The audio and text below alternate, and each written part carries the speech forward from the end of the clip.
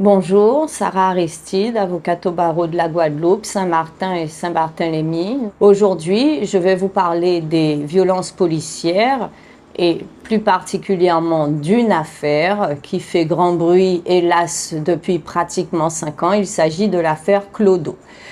Alors, c'est un sujet délicat, épineux, moins tabou aujourd'hui, il faut bien le dire, depuis une certaine affaire George Floyd et depuis que les téléphones portables ont permis de filmer un certain nombre d'événements qui se passent dans la rue.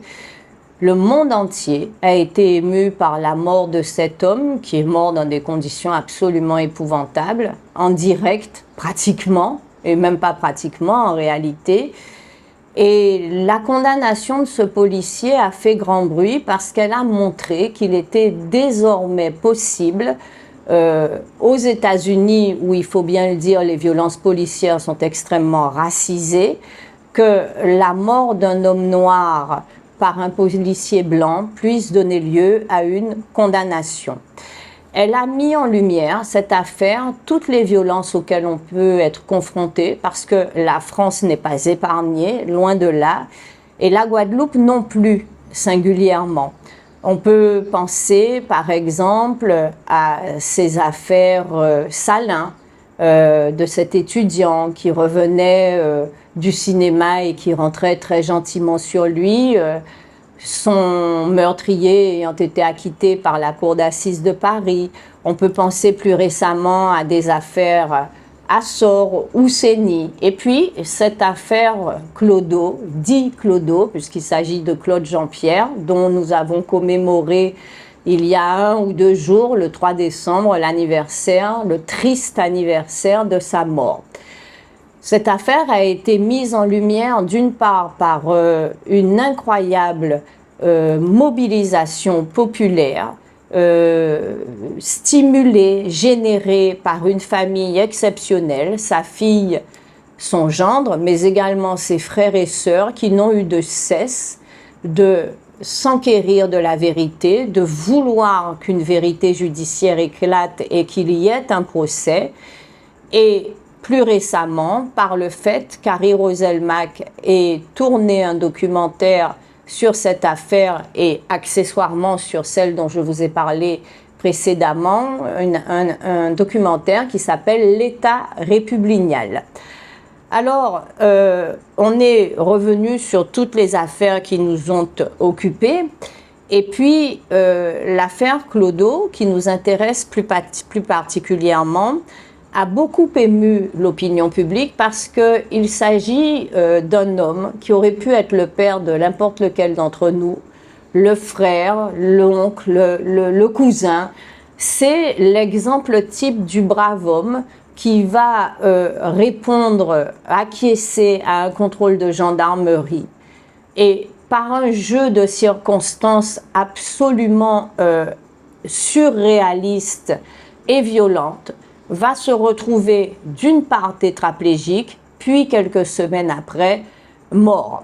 Dans cette affaire, on a un énorme avantage, c'est la vidéosurveillance de la mairie de Déé qui a filmé la scène. Parce que tout a été dit dans cette affaire, et y compris des propos incroyables. Qu'il aurait pris la fuite, qu'il aurait été violent, qu'il se serait cogné lui-même. Enfin, toute une série de choses pour expliquer qu'il n'y a pas eu de violence policière. Il y a cette vidéo, il y a cette identification à ce père de famille, à ce brave homme qui était connu de tous et qui jouissait d'une réputation de gentillesse, de bienveillance, de compassion à l'égard des autres absolument incroyable. Et puis, il y a ce sort inique réservé à la procédure, mais qui peut bouger. On se rappelle de ce fameux réquisitoire de non-lieu de 2023. En gros, le procureur nous dit « circuler, il n'y a rien à voir », alors qu'on sait parfaitement, parce qu'on l'a vu, on ne peut pas faire mieux que de voir qu'il y a un contrôle qui se passe de façon totalement irrégulière dans les gestes qui sont pratiqués, et puis qui se passe d'une façon absolument brutale, sans aucune raison. Et puis récemment est rentré dans l'enquête du juge un certain nombre d'éléments qui permettent de dire que sans aucun doute possible, il y a une cause responsable de la tétraplégie de M. Claude Jean-Pierre, c'est cette extraction violente et ce choc violent sur les cervicales, puisque je vous rappelle qu'il a les cervicales brisées lors de ce contrôle. C'est la seule question qui se pose en réalité au magistrat. Si ce jour-là, Claude Jean-Pierre n'avait pas été extrait de cette façon, de ce véhicule, et peu importe qu'on nous parle de son état antérieur, du fait qu'il ait eu des pathologies antérieures, tout ça, ce sont des parenthèses et j'ai envie de vous dire, c'est de la coloration pour noyer le débat. La question qui se pose, c'est si il n'avait pas été extrait de la façon dont nous avons tous pu voir qu'il a été extrait, est-ce qu'il serait mort? La réponse est non.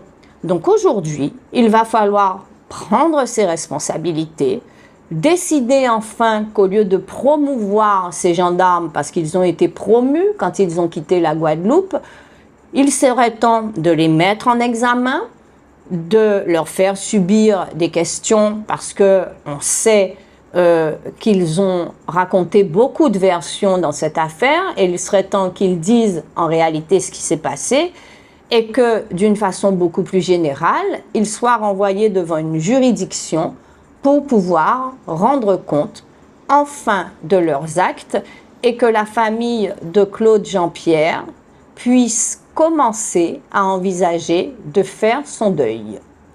Je vous remercie et je vous retrouve la semaine prochaine sur Le Pige pour un autre sujet.